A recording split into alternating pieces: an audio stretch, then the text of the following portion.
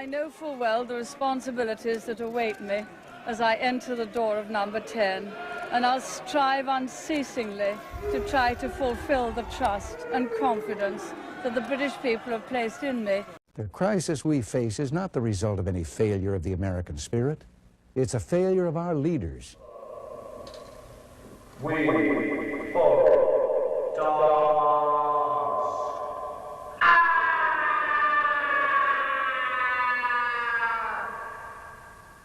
A long time ago, I was walking down the road and a steamroller was coming from a steam convention. And in the middle of the road, you normally see where workmen have been working around, was a workman's glove. And the steamroller I was watching went straight over it and crushed it and carried on down the road. And I said to Dr. Dunn, steamroller gloves. And that registered in his mind. Now, eventually, after about a month or two or three, we thought, why don't we get a band together? What we're going to call his names? Well, Mix Up, he was a proper, he was into the LSD, etc. This is when we was really into the LSD scene, and not what they're really gone, go smacked out of his heads. He says, why don't we call us the steamroller gloves? So basically, we got ourselves together with a clegg machine.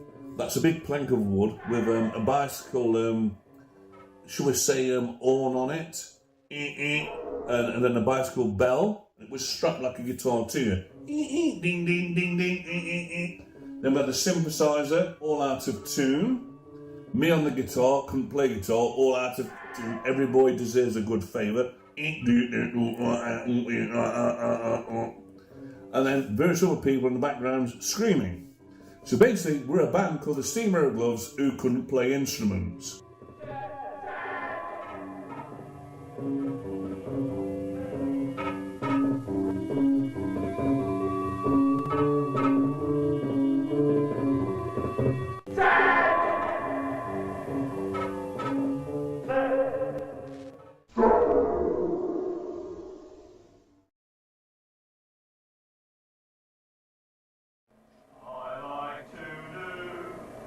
Experiments on my face, because the world is a grandfather clock.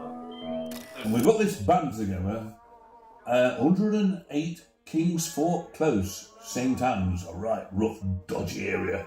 Place not to be seen with your parents or children. This was a place where we rehearsed and all lived. And after we'd got a set together, Siberian Trampoline, etc., other various songs, Wipe My Arse, My Lord, that was a classic which I wrote. We got a full set together. So then I went round various public houses which I cleaned the windows, etc., insane window cleaner.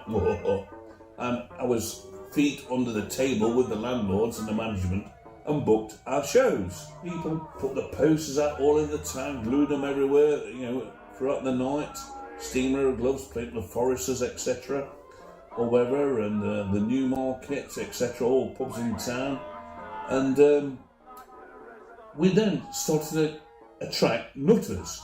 Although the music was so, well, I would just say, it was like bizarre, Ken.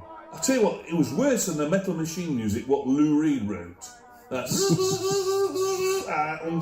and he regretted the album when he wrote it.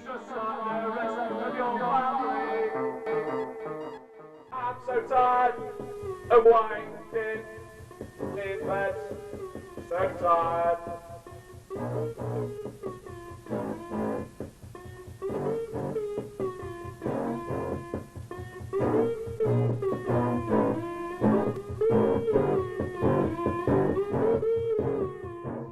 Being as I was in charge and a crazy lunatic from Art College, Derby College of Art and Technology, I started to put pigs' heads as well at the shows all around on the monitors. Now, pigs' heads, very hard to get hold of. Take him down the pig farm.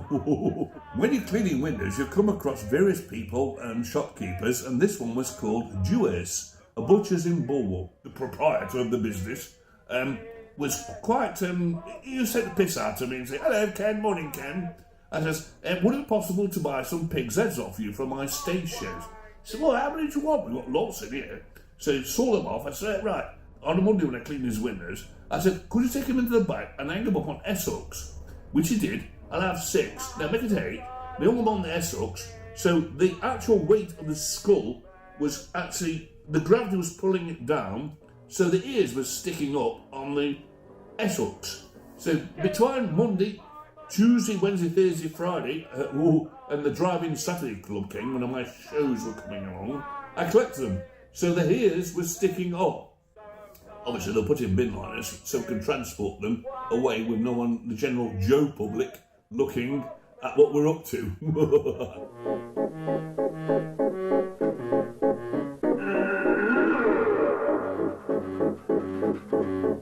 People are out there waiting at the bar and can't get into the venue to see what sort of backdrop or whatever's happening inside. This is a big black curtain in front of the stage. Then obviously when the time came, obviously the curtains was actually closed. There'd be like a big intro of probably the 1812 overture to send them actually bombing with the bang, bang, ding, ding, ding, cannons firing a tremendous quadraphonic sound around the arena to send them actually fucking mad. Then all of a sudden the curtains would open. Steamroller gloves.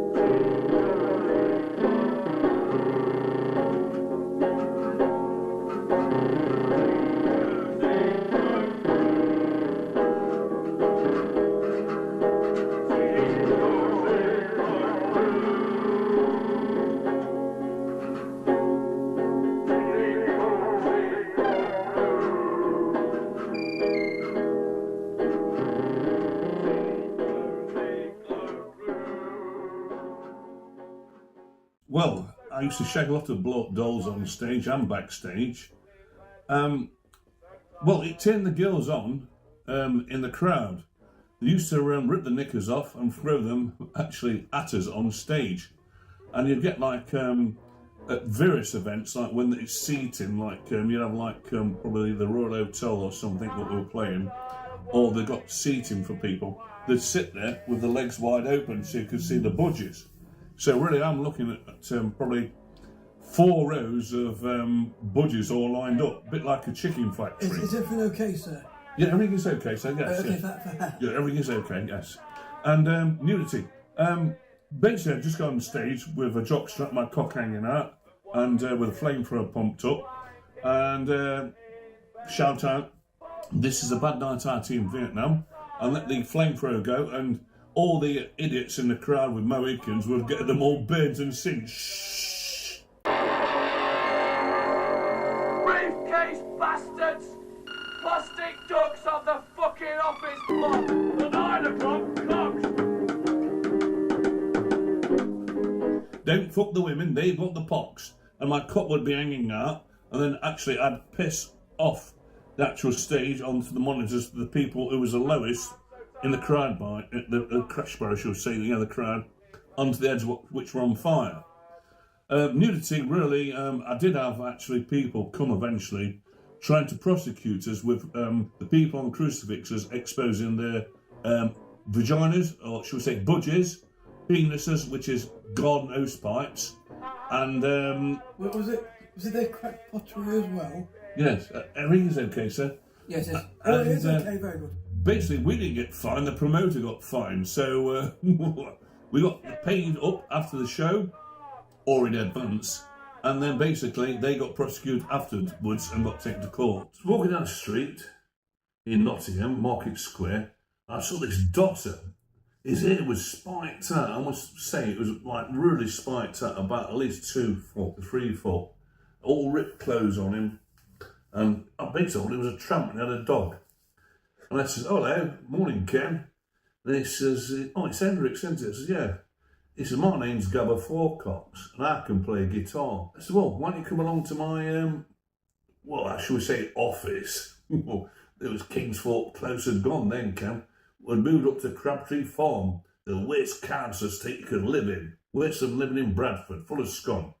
So he came along with his guitar and obviously plugged it in and I thought, fucking hell. He can play anything. Or she's on the right.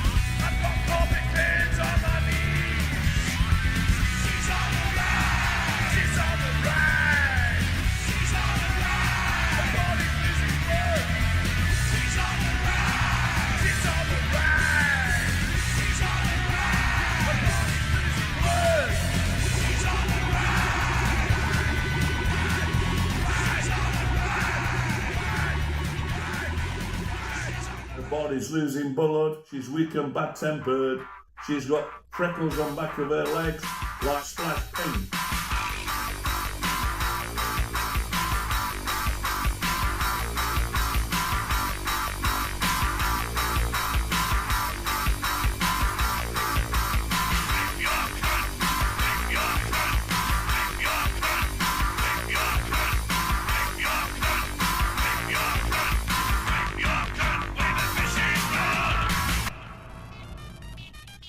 By this point I thought, fucking hell, fine, it's Hendrix dead boy and his name was Gabba Fourcox, a man with 4 clocks. So went along doing all these obscene songs, we fuck dogs, and actually I did know someone who fucked a dog and used to wake dogs off, called Fabian. And I tried fucking a dog, but I used a condom. It was an Alsatian. They were shit. Yeah, they've got none of the albums. All he likes is Van de Graaff Generator, a bit of gong. Oh, we're going back to the 70s. What about Hawkwind, Kane? What's like Hawkwind? No, these days are like a place to bury strangers. They don't just shout one. What about Arthur Brown? Oh, yeah, he's all right. He likes Arthur Brown. 40 drum beats, dum, dum, dum, dum.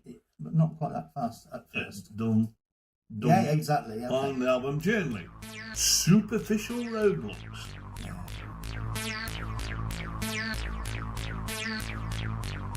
This is a city, this is a city, this is a city of bastards. Welcome, bastards, welcome, bastards, welcome, bastards, welcome, bastards, welcome. Tomatoes, 20 pence a pound injected with LSD.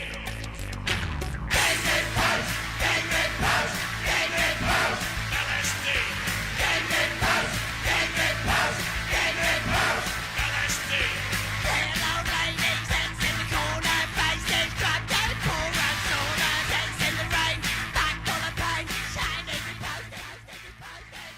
Every city has a newspaper.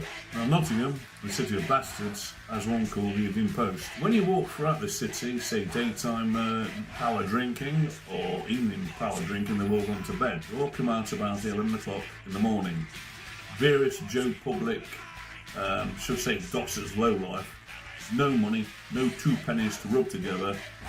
They take the newspapers out and stand on corners throughout the city shouting, well, someone shouted, "Vote! Vote!" I think there was a post. And then it turns to one, probably stood and go, "Evening Post!" And then you get an old lady go, "Evening Post!" Someone go, "Post! Evening Post! Evening Post!"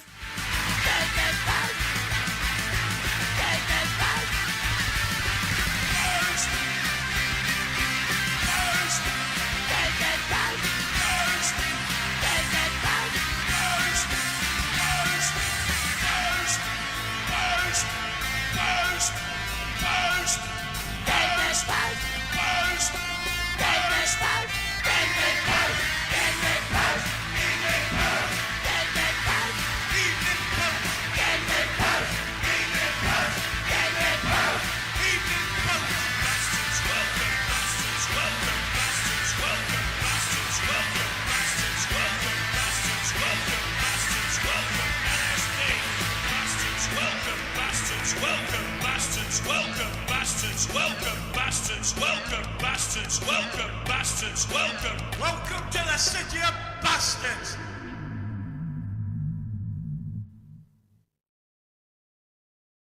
This sound of Evening Post, it sort of just stuck in the back of my mind. So Gabba Fourcocks, the man out of the seats of piss, the man with four cocks, went around. Right, sir? Yeah, ringer's okay, sir. Went around with a cassette player and recorded all various of them. Evening Post sellers, post,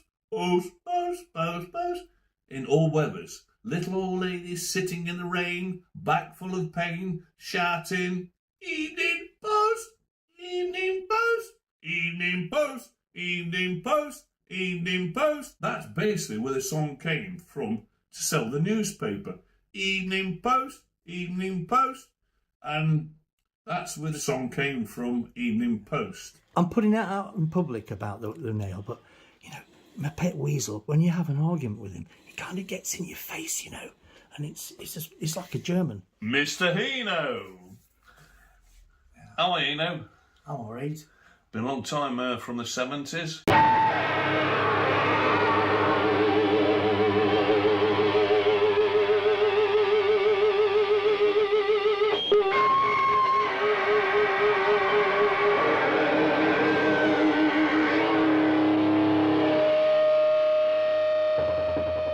Right, another thing to do, we're struggling for a name, what to call ourselves.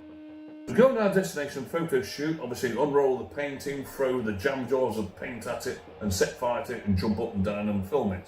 Now on the way back, we've been at the bus depot, about 5 of us. We occupy the back seat. Now the driver obviously has gone for a cup of tea, so we've been drinking excessive amounts of beer. So one and go to left and right, we're pissed on all the seats on the coach, right? Then go back and sit our positions. We relieved ourselves our sacks of piss. Now, this is where the name of Seats Piss came from. And this also went on to train journeys, pissing on first class seats, going into second class. The Seats of Piss.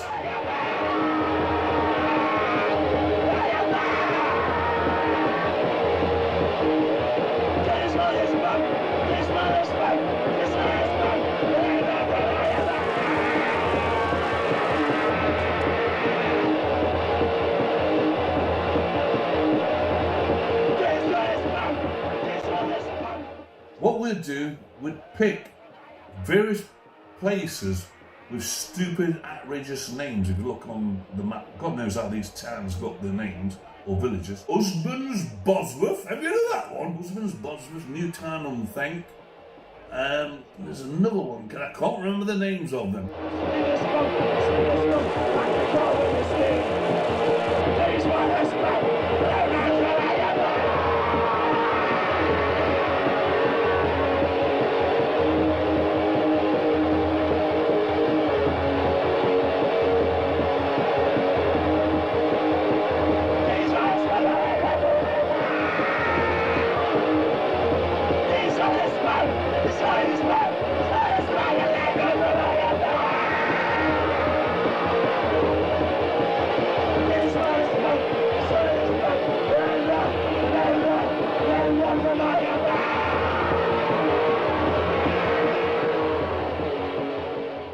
actual album, The City of Bastards, is what I wrote about being picked on in a city of bastards. Now, just imagine one night you're all dressed up, ready to go out, have a good time, they go to a nightclub. You always bump into a gang of smoothies. Are you alright, sir?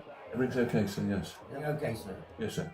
Now, these smoothie bastards always picked on people what looked different. If you had a funny haircut, different clothes, a Mohican what's red, or cyclic clothes that looked different, they couldn't understand and they wanted to kick your fucking head in. So that's where it came from, living in a city of bastards. Nottingham had the highest crime rate at one period for violence. I am a city bastard, you are a city bastard. So we went into the city of bastards, you're bound to get into a fight on that night. So all the songs which we wrote are full of violence and sort of revenge. So we bought guns. Sir? Yeah, everything is okay, sir.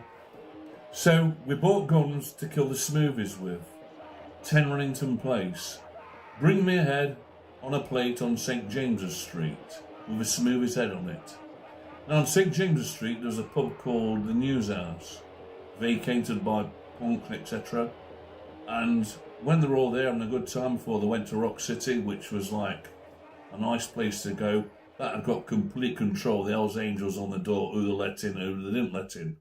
Now, unfortunately, in years to come, they got me to work there to sort the place out. Is everything okay, sir? Yeah, everything's okay, sir. Yes, sir. And then the sales of a record, right, which we actually got on Torres Records. First, when it was all designed and printed, well, it was actually released in all the shops, etc. and not what, and nobody knew what the fucking hell it was.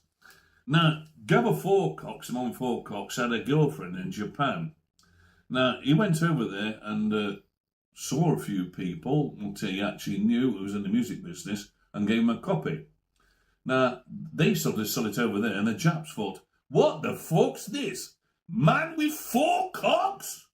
A man with 4 cocks? A man called... Sir? Everything's okay, sir. A man called Hendrix Dead Boy. What the fuck's this? Then when it was played on the radio station, every chink slit-eyed motherfucker wanted to buy album.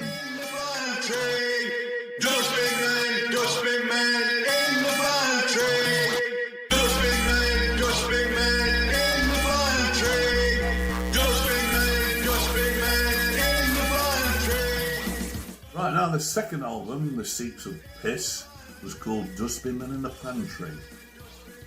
Based on, in the morning when you're in bed, the fucking dustbin come,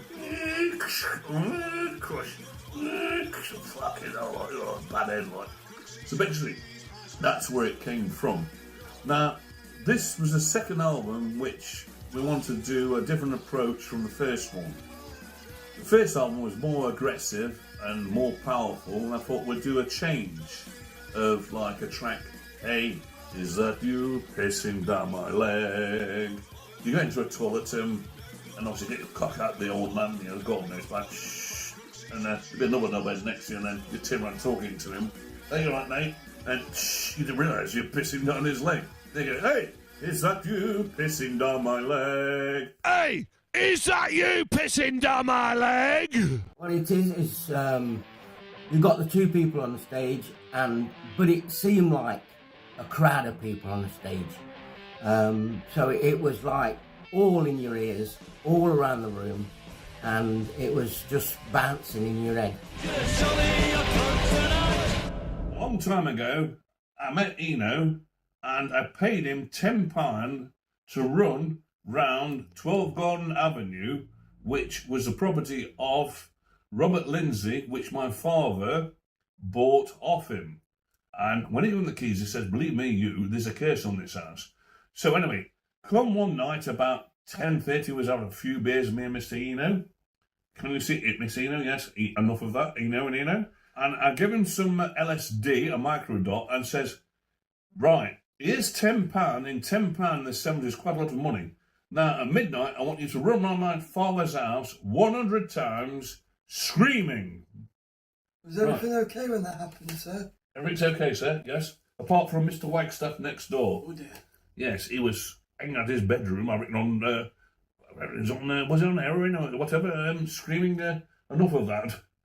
Are you a loony? And in the background, we're also, before we started this screaming and running around the house, we'd set fire to the hospital at Allen Fields. Remember that, Ken? Burning in the distance. It wasn't me. I wasn't there. You can't prove it. You were the first graffiti artist I remember seeing the work of in Ilkeston. And one or two other people put their sort of "Kill Why Was Here" thing, but yours was actually with the proper New York style script. And this was back in 1974-5 doing that. Art Chronicles. Yes, and then there were really phallic symbols. Well, when other people did them, it was just like your puerile, juvenile sort of like little willies. But when you did them, they were proper bellends. That's right. Yeah, they were really artistic. Which I stuck to every lamppost in Ilkeston.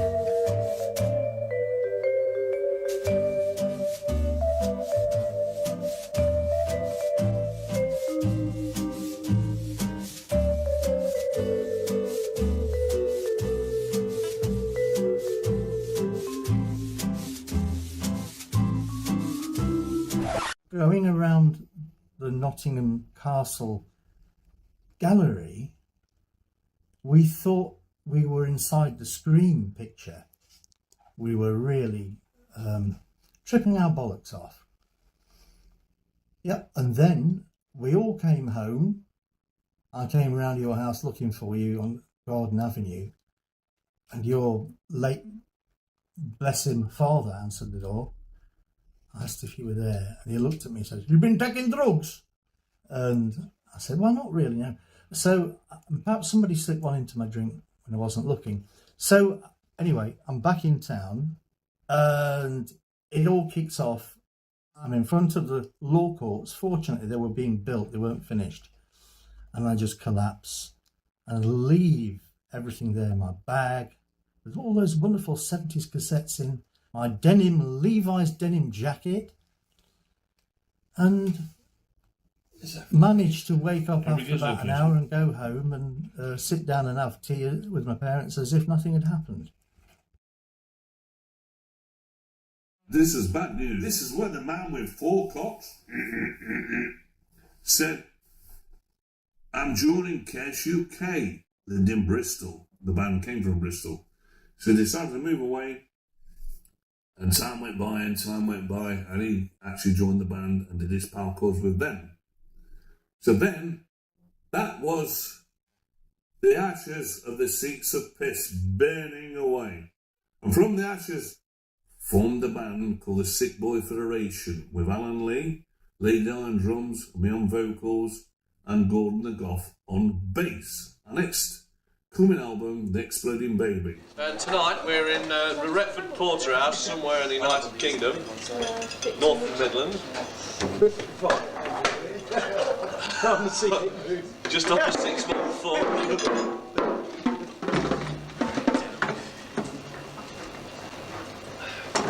Mind you, the couple's a friend of mine. Well, rude, I told you. And then we were going. Right then, man, get a sound check then for a bit.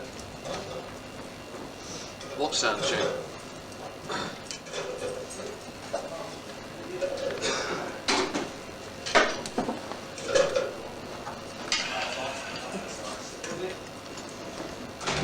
What's it like having a sick boy playing in the UK subs?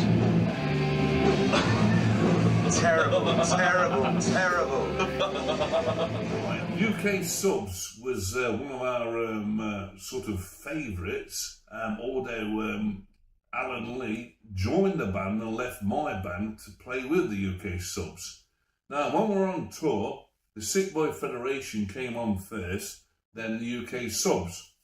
Now, Charlie was getting a bit jealous because we stole this show and the subs went on to play Going Out on a Crash Course. It fits, does it? Yes, very nice. Right, it does fit, does it? Sure. Yes. Let's just turn around and have a look at that, what it says.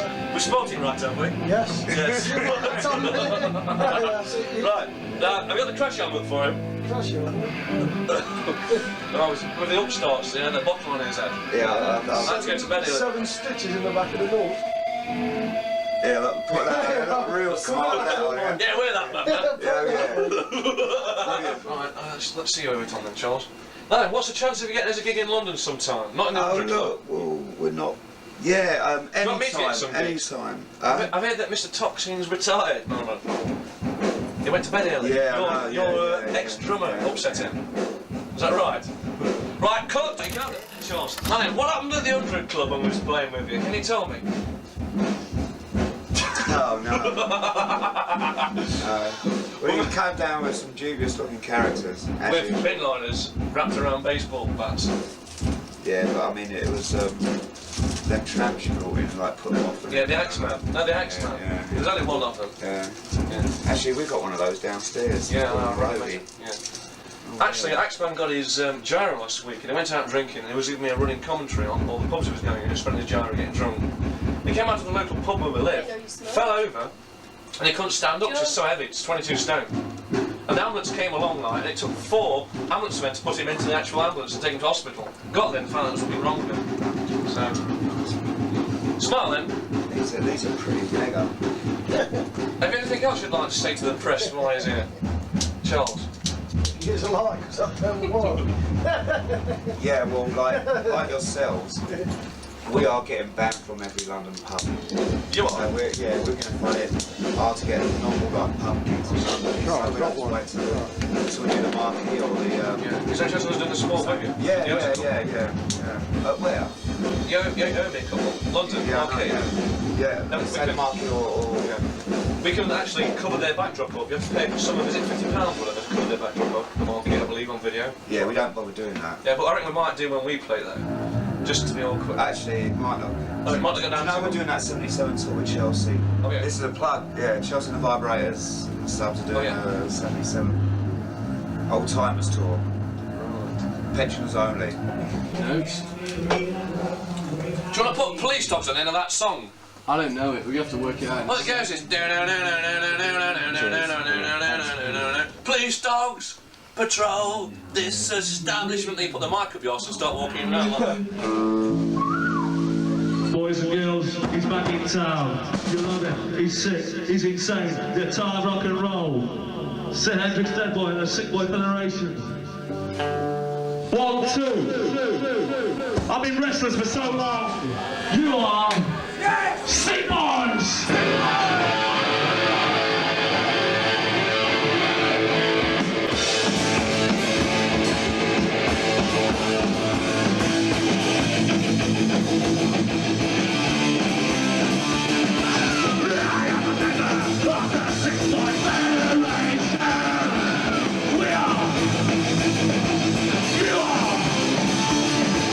Sick boys!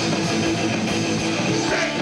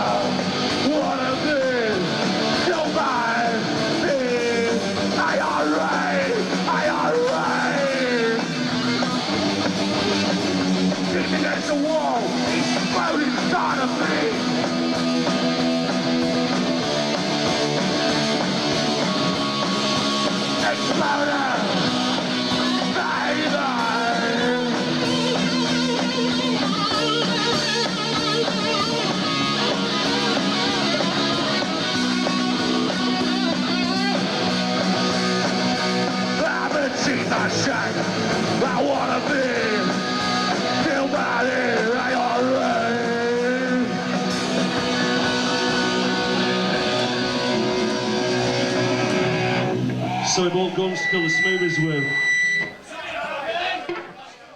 What are the influences of the Sick Boy Federation onto the general public? Vast.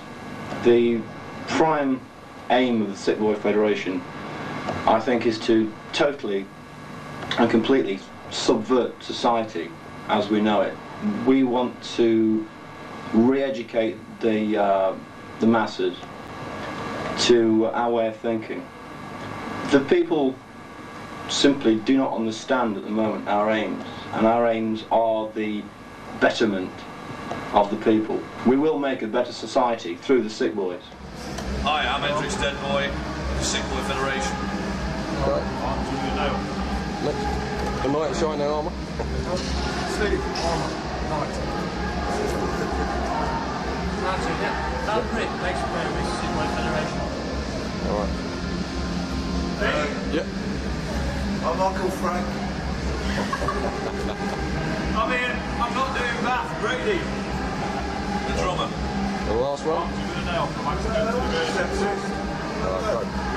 Alright, so presuming most of the people who get to see this documentary know fuck all about punk or anything that's going on this weekend, how do you explain to them what's going on here? It's 20 years, isn't it?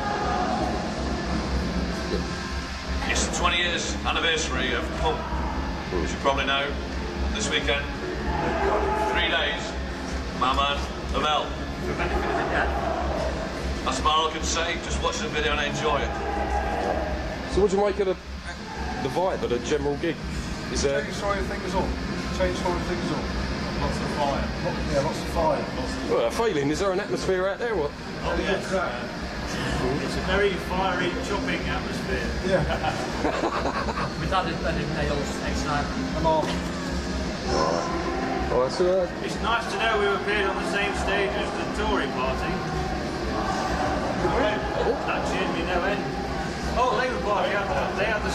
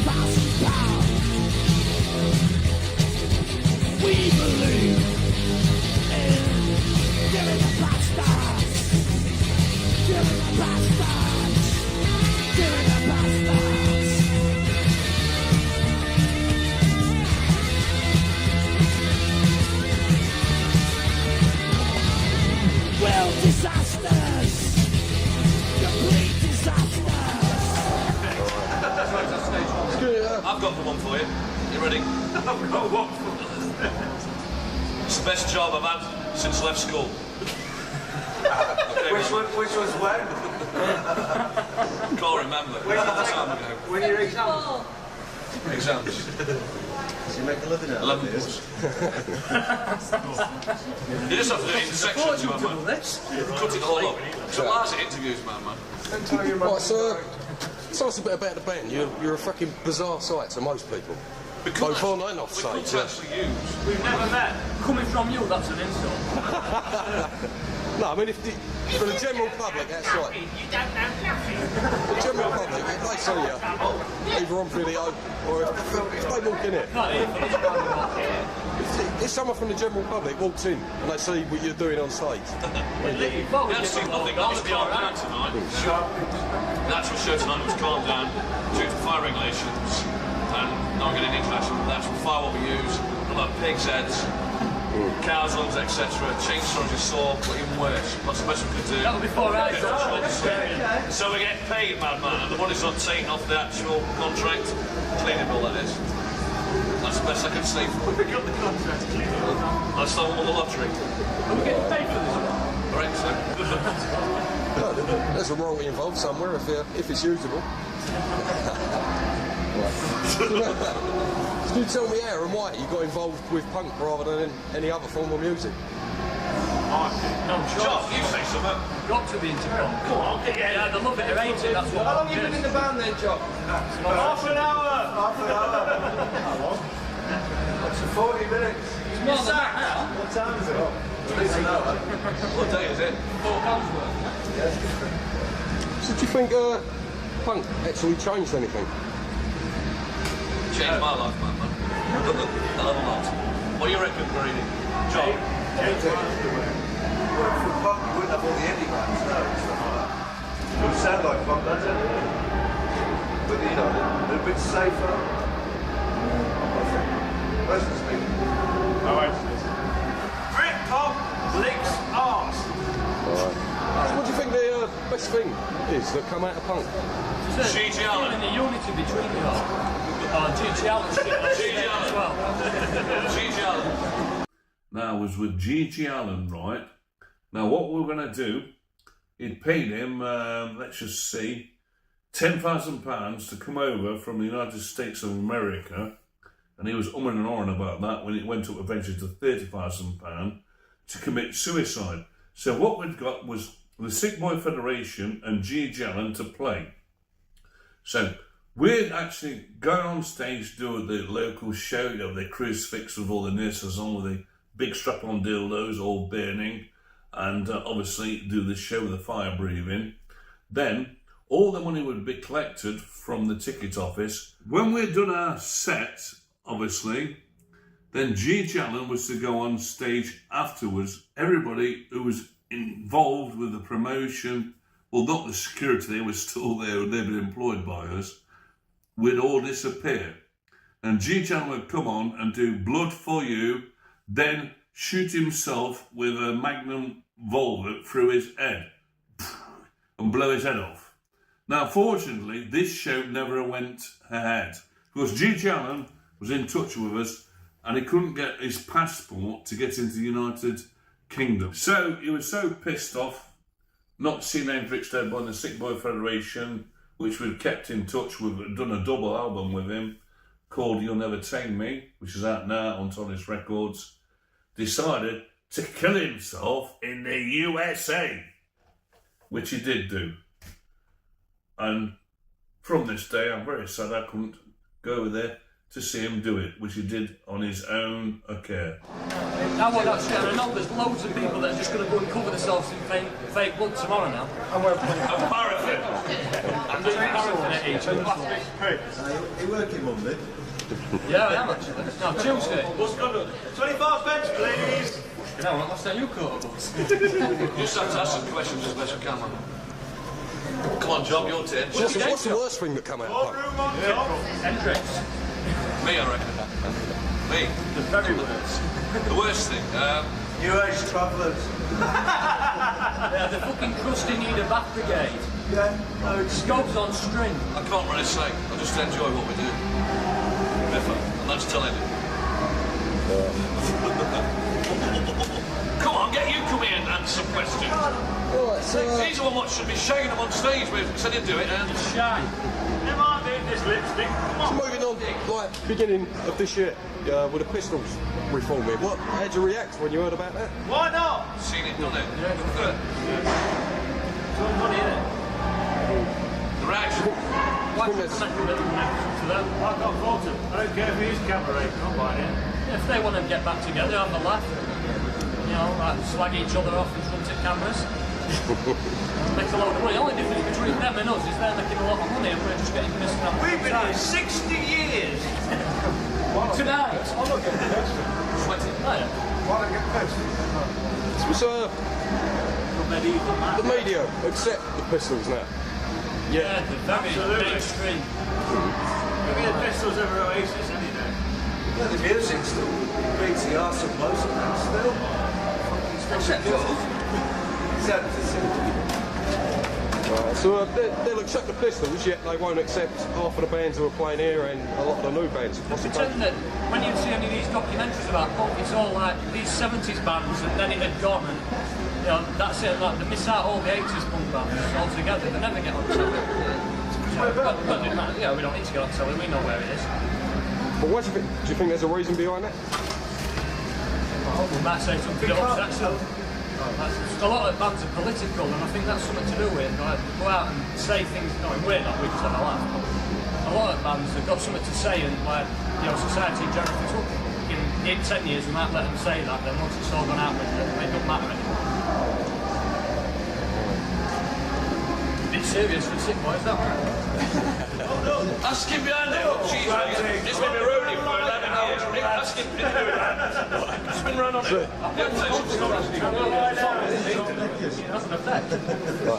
I can't say this getting a serious answer, but what as a band do you stand for?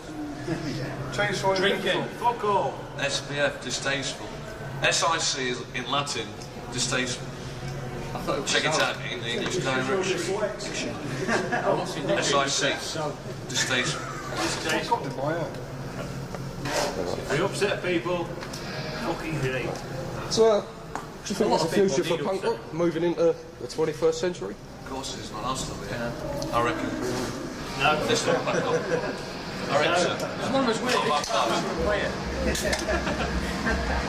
You'll just be baptised. So what have bands got to do? Just carry on doing what they're doing, or? Well, you know, more the same, more new. So you've got to be progressive, actually. I think he's been playing these 8 songs for the last, how long? 40 years? I've only been at the band a year, but... 17 years. Same, 17 years. 17 years, well. Infant school. Alright, so... Give him one, and then cheeseburger with tattoos on. He's my roadie. Cheeseburger! Questions? Come on, spin right on him. You're going to tell some stories. So what does in as few words as possible, what does punk mean to you? Come on, John. You'll say Johnny. Having a good time. Yeah, punk's everything really. It means having a good time, it means thinking for yourself. Maybe. When you can. It's not a way of life as such, but it's what you're about, it's what you feel. We feel like cutting up old dolls. Yeah. It's open.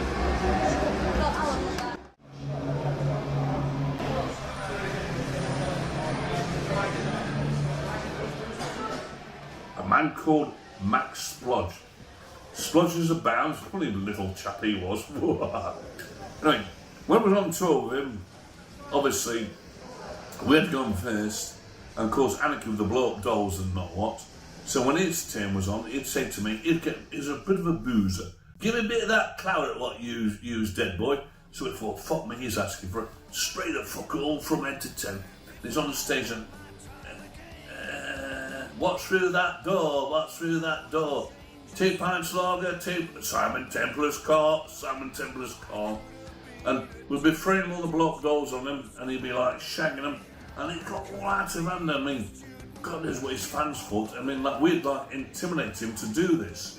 So that was a Max Splodge one. Now after this, we went on. We go into that Watty book, and Scottish cunt. Who would stick the piss out to me being an ex-brilliant baby? Dead cities to you, mate. Dead cities.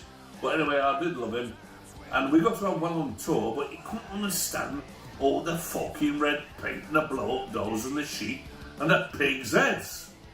Okay, Watty, Edinburgh, I expect that from you. Or even a triple or bump, see? And I'm surprised you're still alive. No, I'm still alive, mate, and I'm 64. Now we're going to Anti-Nowhere League. Ha-ha! Alright there, Nick. Good man. Now he couldn't understand why I kept promoting all these gigs for him to play when it should be £1,000.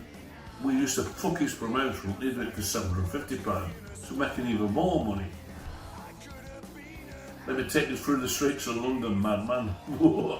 Now, he did an album called On the Road to Rampton. Fuck me, Ken, that really cracked me up. Having good times with the women and the wives. And a song which to my first day now, which blew my mind, it's called Time's Running Out. Time that's about life. Fuck me.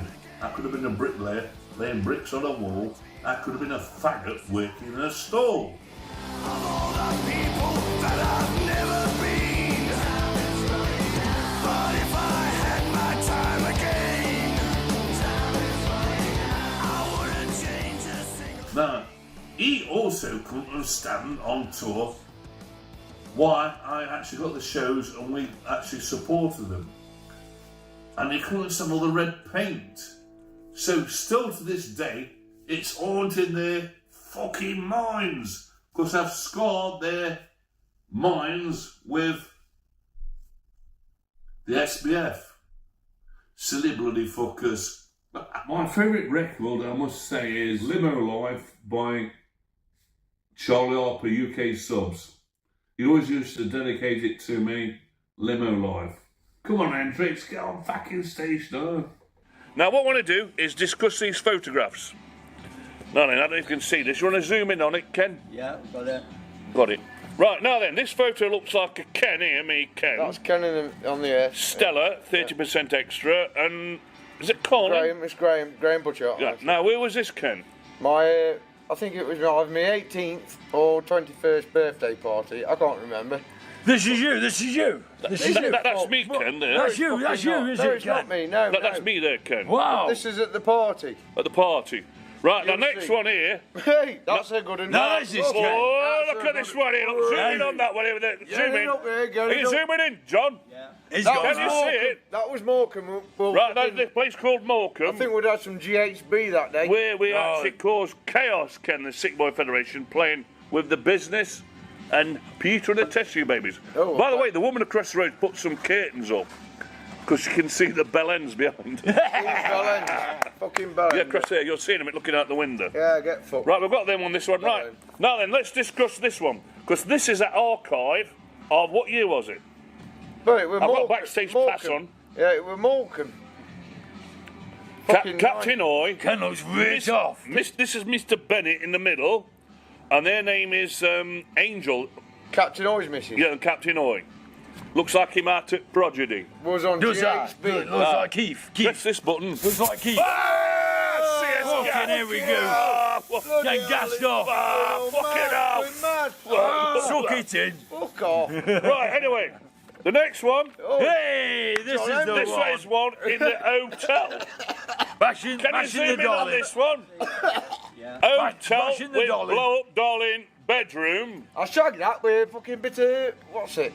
These shag Bit of Vaseline. No, it wasn't Vaseline. You didn't need it. It were Lynx. It Lynx was shower Lynx. gel. Ah, that'll do. Yeah. It'll do. Lynx shower gel. It'll do. What hotel was this in? Can you Just remember? stings if it was down the jam side, that's all. Same hotel as we were in. I got into punk before I met Hendrix. I was on the store crate digging for vinyl, and I saw this fat bastard with nearly no hair, as if he'd just come out a few months of chemo. And I looked at him and I thought, he looks familiar, he does. And then he says, I'm just going to take him down to the pet shop. We've done vinyls in blue and all this. And I'm thinking, oh, how very good Ken, interesting Ken. Driven, one-track mind, always towards what he wants to achieve, which is Kafka-esque in that it's not beginning, middle and end. It's always the finished product. Always, usually visual, but always the finished product. And that's how his music is. It starts and it's one thing and it finishes, it's the same thing. You live in a city full of bastards. You see loads of them on a Saturday night munching in packs. Smoothie twats! Smoothie twats! Get their fucking heads kicked in at 10! Rillington Place!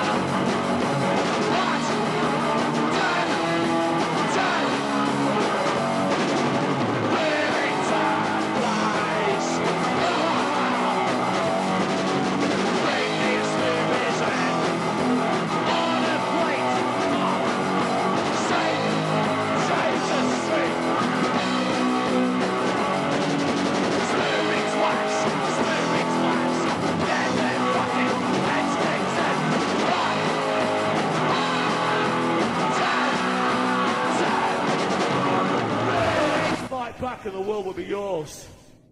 Now, when I was in the studio a while back, I wrote a song called Sick Boys 2022, and the band just looked around at me and said, this is about 8 years ago. What the hell is all this about? I says, this is when we all die. Ha! Then, fortunately, I lost my drummer, he died, and then the band sort of, well, they died. I didn't die. They sort of died. Then I thought it's time to form a new band called the Rocking Chairs of Piss, which we're now in years 2022, approaching 2023, with new members, Hendrix, Dead Boy, Mr. Dr. Spunk, and Mr. Jackoff, and the ghosts of the people in the past.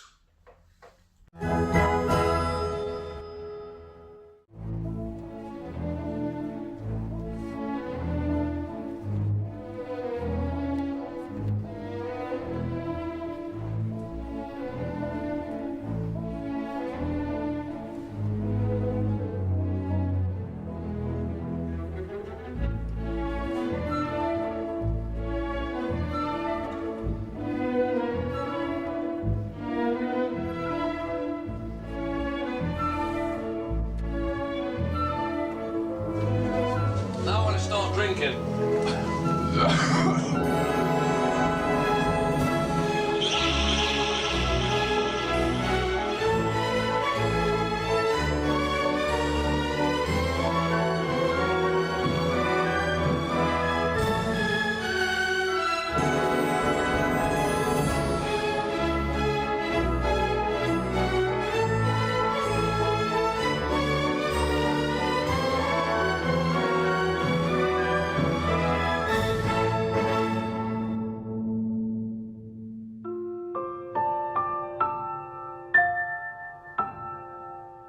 Hello there, everybody. My name is Paul Lindsay Harrison. A long time ago, in the town of Ilkeston, I knew a man called Hendrix Dead Boy. He was outrageous, he screamed and he bawled. To this day, I reckon he made a lot of people happy, cheered them up. I'd say he made a lot of people cry. It was jolly. I was the Atora of rock and roll.